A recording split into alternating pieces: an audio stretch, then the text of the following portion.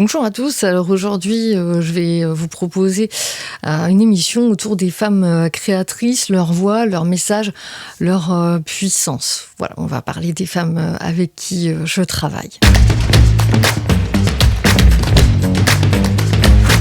Et j'ai, comme la dernière fois, eu des petites questions qui vont me permettre de répondre à toutes vos attentes et vos demandes. Donc voilà, je vais dérouler. Qui sont les femmes qui viennent à toi pour faire de la radio ou du podcast ? Eh bien, ce sont souvent des femmes qui ont des projets de vie assez bien définis. Des fois, ce sont des femmes qui arrivent à un moment de leur carrière où elles ont un vrai patrimoine à transmettre, un vrai savoir, des compétences. Elles ont envie d'aller au-delà de ce qu'elles faisaient avant en termes de communication. Et du coup, elles viennent vers moi parce qu'elles n'ont pas forcément le cheminement de comment faire pour arriver à avoir un podcast finalisé et à le diffuser. Donc moi, je suis là vraiment pour les accompagner et leur donner les clés déjà du tout début pour bien construire, quoi, brique après brique, en toute simplicité et lever toutes les barrières que peuvent être les barrières de frein, de techniques notamment, ou beaucoup de techniques, je pense, parce que du coup, ça va être qu'est-ce que je dois utiliser pour enregistrer, ça doit être quelle plateforme j'utilise, comment je fais pour pouvoir diffuser, héberger, donc toutes les notions informatiques, d'application, etc. Voilà, donc c'est souvent les questions qui se posent. Après, j'ai beaucoup aussi des entrepreneuses qui ont besoin sur un deuxième volet là de communication. Voilà, elles ont besoin d'avoir un vrai journaliste, quelqu'un qui va être en capacité de leur poser les bonnes questions, de les mettre en avant, de valoriser leur entreprise. Et là, vraiment, on est sur des femmes créatrices, mais sur vraiment le côté entrepreneuriat. Et cette fois-ci, ce sont toutes mes compétences journalistiques qui vont leur servir à avoir une communication professionnelle, engageante, différente, et qui vont les mettre en avant pour booster leur communication digitale. Voilà. Pourquoi est-ce si important pour elles de parler de ce qu'elles créent ? Alors, je sais pas. Peut-être parce que ce sont des femmes déjà et qu'il y a ce côté qu'elles ont besoin de... Enfin, il faut savoir que la vie d'une femme, c'est quand même... plus ou moins grande échelle, c'est quand même des vies de lutte davantage que celles des hommes. Je pense qu'il faut toujours avoir le cran au-dessus pour y arriver, voilà, il y a plus de batailles et du coup il y a un vrai besoin d'échanger, de dialoguer, de parler, de transmettre, qui est d'autant plus présent qu'il peut y avoir eu de combats. Et elles peuvent chercher à transmettre aussi bien une expérience, une expertise que une entreprise et parler de ce qu'elles vont pouvoir apporter, quelle va être la plus-value de leur expérience. Les femmes ont en général toujours à transmettre avec beaucoup de conviction et ce sont surtout ces femmes-là, en tout cas, qui me contactent. Quelles sont les peurs ou les freins que tu observes le plus souvent ? Alors, le plus souvent, y a j'en ai parlé un petit peu avant, ça va être surtout des craintes un petit peu techniques. C'est pas pour tout le monde, d'ailleurs, ça, voilà. Il va y avoir aussi le syndrome de experte invisible. Donc, c'est-à-dire, c'est quelqu'un qui ne va pas forcément savoir mettre en avant ses compétences parce que, de par son expertise, tout lui semble tellement un peu évident qu'elle voit pas comment parler de ce qui lui semble si évident, et qui va pas l'être pour les autres. Donc là, dans ces cas-là, moi, j'aide vraiment à poser les questions qui vont, des bonnes interrogations qui vont amener à faire découvrir l'entreprise, qui vont amener à faire découvrir l'expertise de la personne, ce dont elle a envie de parler, ce qu'elle a envie de partager, ou alors je vais la guider vers le podcast qui va lui permettre de transmettre tout ça en toute clarté, parce que je vais me poser, je serai la tierce personne qui va poser le regard, qui va permettre en fait de rendre visible cette expertise. L'autre frein, souvent aussi, c'est la peur du jugement. Voilà. Après, ça peut être du podcast purement audio, ou ça peut être du vidéocast, donc du podcast vidéo. Et à ce moment-là, oui, il peut y avoir un peu une peur du jugement. Mais dans les deux cas, que ce soit audio, vidéo, peut-être un petit peu davantage quand il y a de la vidéo. Parce que là aussi, la femme a ce level supérieur encore à avoir au niveau de l'image. Donc voilà, j'accompagne pour lever ces freins-là, aider à ce que le message, l'envie, la motivation, le moteur soit plus fort, et peut-être du coup aussi à lever des freins qui sont là pour empêcher le passage à l'action. Comment les accompagnes-tu pour transformer leurs paroles en puissance ? Déjà, je les écoute. Ça, c'est la première chose. Il faut vraiment prendre le temps d'écouter. Et c'est ce que je fais pour pouvoir voir comment je vais pouvoir aider et accompagner cette personne en particulier, puisque chaque personne va avoir des besoins différents. Donc ça va être la première chose. Ensuite, je vais poser un cadre qui va sécuriser les personnes, et je vais poser les jalons pour que la personne elle sache comment on va avancer, comment je vais les accompagner, quelles vont être les étapes jusqu'au bout, et que ce soit pour faire donc des interviews d'entrepreneurs pros dans leur communication digitale, ou que ce soit pour accompagner quelqu'un qui veut créer son podcast. Ça va être la même chose. Il va y avoir un cadre qui va être posé comme ça pour sécuriser, et qui va permettre pleinement à la personne de s'ouvrir et de s'épanouir à l'intérieur de ce cadre, et donc que sa parole se diffuse, soit portée, qu'elle ose, voilà. Et puis évidemment, il va y avoir toutes les techniques, que ce soit de prise de parole, comme techniques de réalisation, etc., qui vont être là, et pour aussi faire en sorte que tout soit fluide, justement, au niveau de la technique. En quoi la radio ou le podcast est un outil de visibilité authentique pour ces femmes ? Le podcast, il a cet avantage de permettre un temps de parole indéfini, entre guillemets. Moi, je l'ai dit, ça a été une bouffée d'air dans ma vie professionnelle, le podcast. Parce qu'il y a tellement de formats partout autour de nous, tout est tellement formaté, que ce soit les émissions de télé, les émissions de radio, que ce soit... tout notre environnement est tellement formaté, que ce soit l'image d'ailleurs ou le son.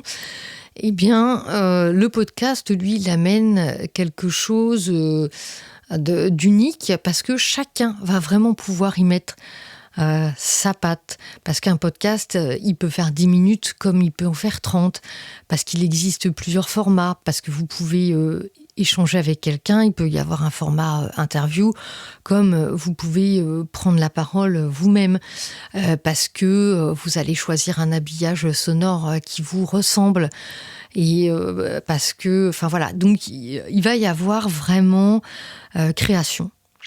Et à travers cette création, il va y avoir vraiment quelque chose de ces femmes qui va passer grâce à l'outil podcast et qui va donner cette authenticité et cette visibilité authentique. Voilà, parce que c'est vraiment, on peut l'utiliser donc comme une tribune, on peut l'utiliser comme vecteur de communication, on peut, voilà, il y a plein de choses à faire. Et c'est ce que je propose de découvrir finalement. Et le podcast, c'est vraiment, pour moi, c'est l'outil de demain, qu'on parle de podcast audio, qu'on parle de podcast vidéo. Enfin voilà, c'est vraiment... D'ailleurs, on remarque, les téléspectateurs ont tendance à quitter la télé pour de plus en plus aller écouter des choses sur YouTube, que ce soit des podcasts audio-vidéo, là encore, ou pour aller sur d'autres grandes plateformes, en consommant plus comme de la radio cette fois, Spotify, Deezer, etc., Apple Podcast, et d'être là en condition de faire autre chose et d'écouter des émissions. Et on voit que, d'ailleurs, les radios ne s'y trompent pas, les télés non plus, elles passent aussi sur du podcast. Mais on voit qu'il y a vraiment un basculement dans les modes de consommation. Et il n'y a pas longtemps, je crois d'ailleurs, que il y a eu une journée, il faudrait que je retrouve vraiment l'information précise, où YouTube a fait un score égal, voire supérieur aux chaînes classiques.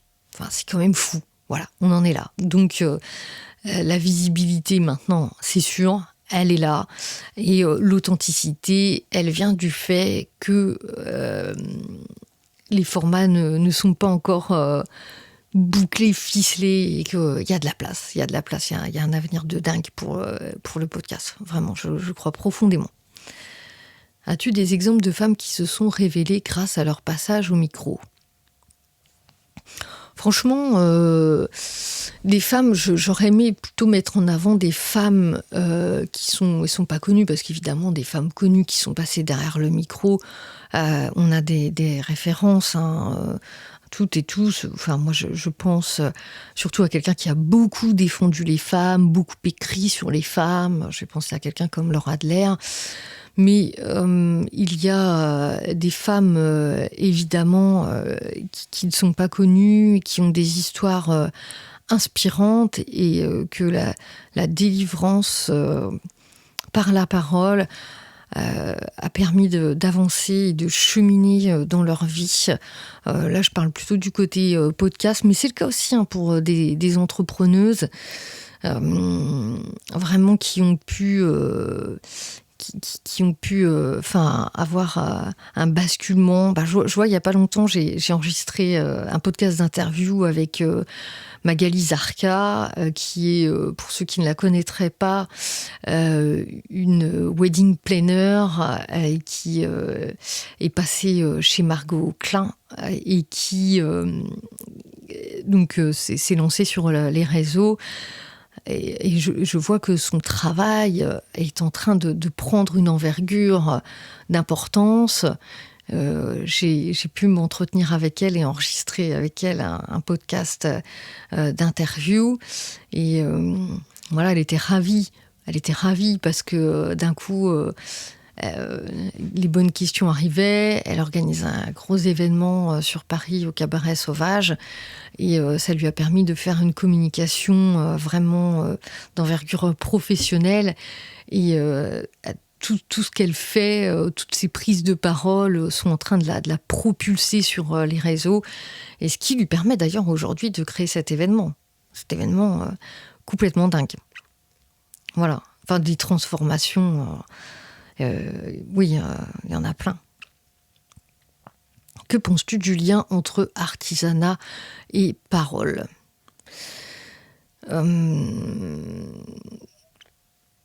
Finalement, avec la voix, on crée des choses un petit peu comme on crée avec les mains. On va créer un univers. Quand on va créer un podcast ou qu'on va faire des podcasts d'interview, eh bien, il y a tout un univers qui est créé.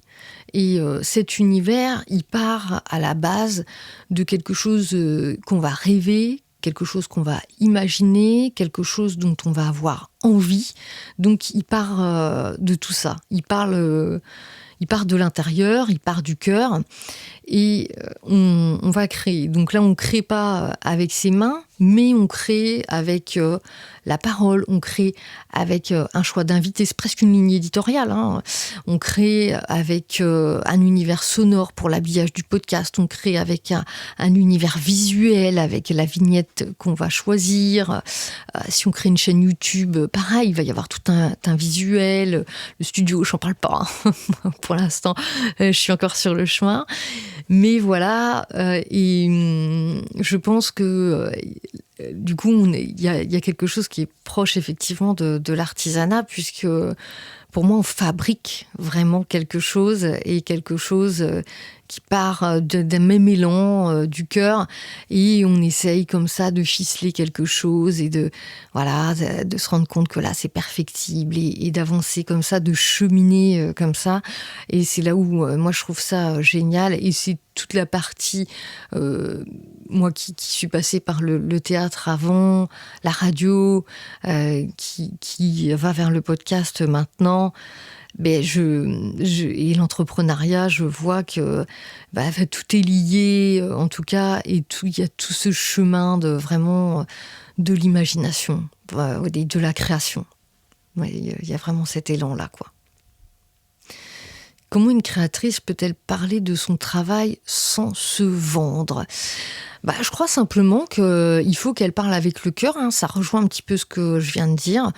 Il faut que l'émotion soit sincère. Il faut qu'elle parle avec le cœur de son travail. Et qu'elle trouve le ton. Vraiment qu'elle lève les peurs, hein, que vraiment du coup cette ouverture qui puisse se faire pour parler en toute sincérité. Et là franchement il n'y aura pas de vente en fait, c'est juste elle va parler de son expérience, elle va parler de ce qu'elle aime, elle va parler de son travail avec le cœur, et voilà, hein, il suffit de ça. Quelle est ta vision de la sororité radiophonique ? C'est vrai que donner la parole, c'est créer du lien. Moi, je suis restée en lien avec énormément de personnes à qui j'ai pu donner la parole. Mais monsieur, madame, tout le monde, comme des gens plus connus.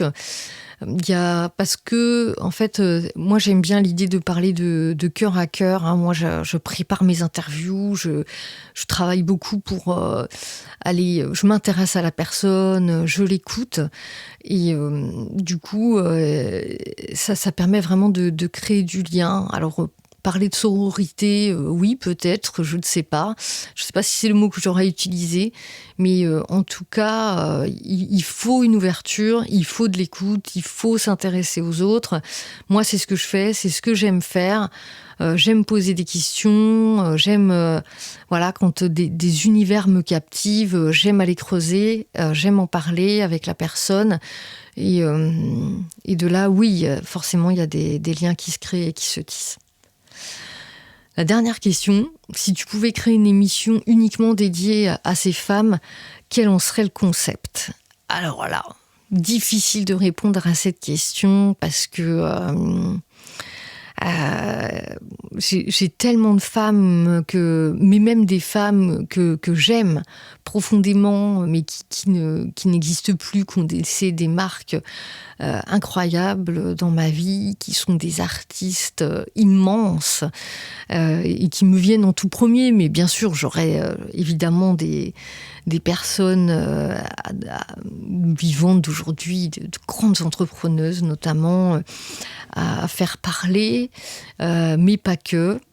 Mais alors, je vais essayer de couper en deux. Il va y avoir les grandes artistes qui m'ont inspirée, comme des Camille Claudel, comme des Marguerite Duras, comme des femmes de micro, hein, oui, voilà, comme Laura Adler, qui par ailleurs aussi écrivain, grande journaliste, mais ça peut être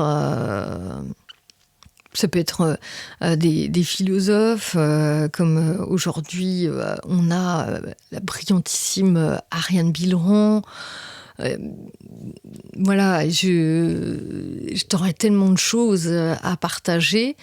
Bon, alors après, peut-être créer une émission avec de ces femmes brillantes qui viendraient nous partager quelles ont été les femmes lumières pour elles, et d'avoir une espèce d'émission, peut-être pas de débat, mais conversation, en tout cas. J'aime beaucoup la conversation, vraiment dans cet échange avec l'autre, et avec des intellectuels d'aujourd'hui, mais de grandes artistes aussi, mais qui viendraient d'autres univers, hein. J'ai de l'admiration pour des artistes qui viennent d'univers extrêmement différents, comme quelqu'un comme Marie-Claude Pietragala, voilà, et je rêve de cet échange croisé, peut-être, d'expériences. Voilà.